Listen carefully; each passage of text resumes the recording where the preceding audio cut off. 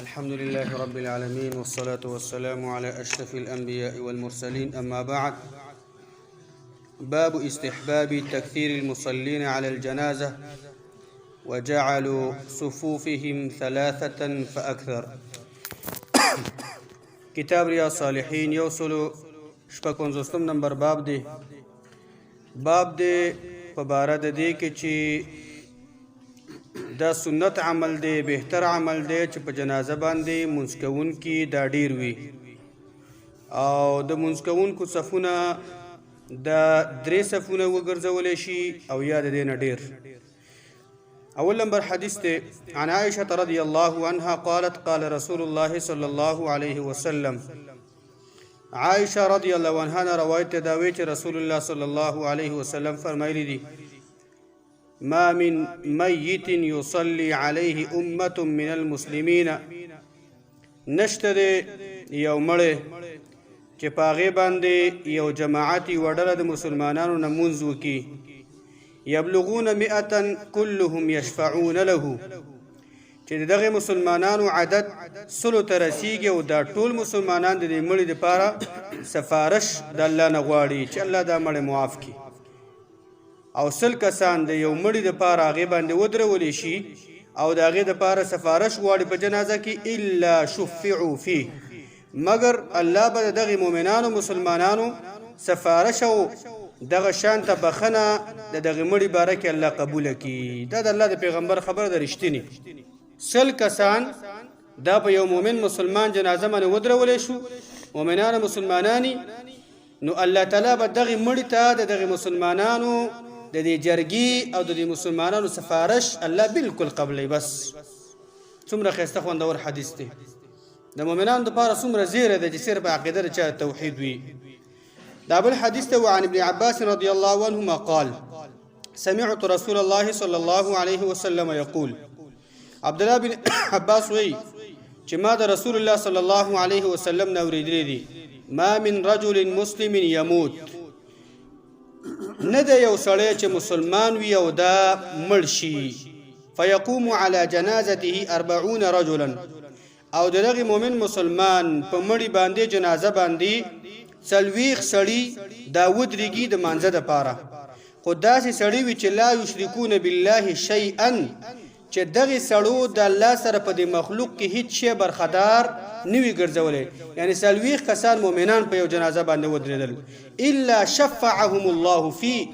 مگر الله تعالی به دغه مؤمنانو مسلمانانو چې موحدین دي الله تعالی به د دوی دا سفارش د دغه مړي باره کې الله بالکل قبول او منظور کړي، الله به دا مړی معاف کړي، الله به هغې ته بخښنه وکړي او ستا د مونځ چې چا کړی دی جنازه کې شرکت کوي خو پرېږده وه چې هغې ته الله څومره معافي کوي. 3 نمبر حدیث ته به دې سره دا باب ختمیږي. وعن مرثد ابن عبد الله اليزني رحمه الله. مرثد دا د اوچتو تابعینو نه دی، دا وی چې کان مالک بن هبیر رضی الله عنه اذا صلى على الجنازه. مالک بن هبیر رضی الله عنه دا صحابي وی دی چې بکله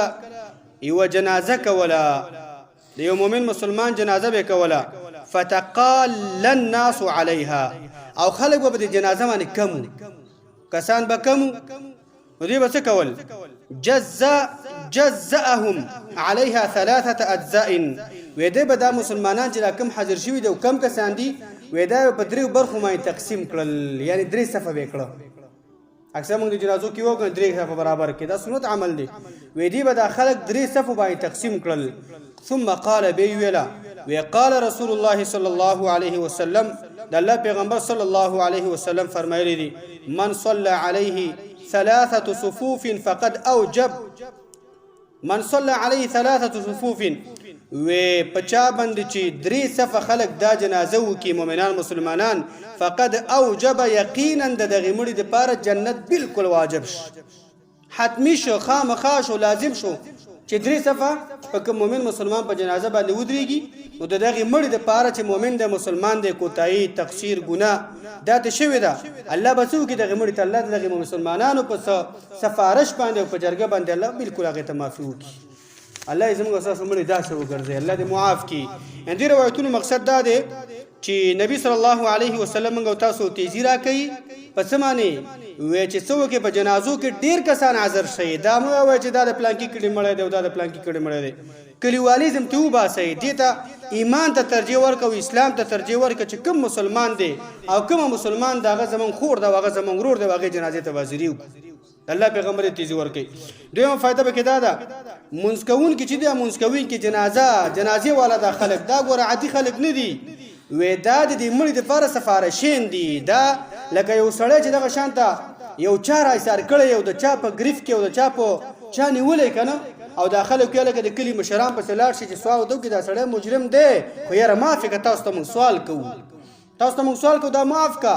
دا سړی چې سړی مړ شي هر چا نه کوتاهي او نقصان دا کېږي څوک د رضان صفایي نه کوي نو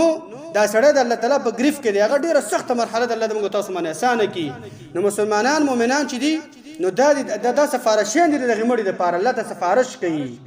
الله سفارش کوي نو درېیمه فایده به کې دا ده چې کله د چا په جنازه ودرېږي په ځان کې مکمل اخلاص پیدا کوه دا مې چې دا پلانکې دی اکثر موږ تاسو کار کوو یو څوک مړ شي که نه نو مخکې دا باب تیر شو چې د مړو نبي اسلام فرمایي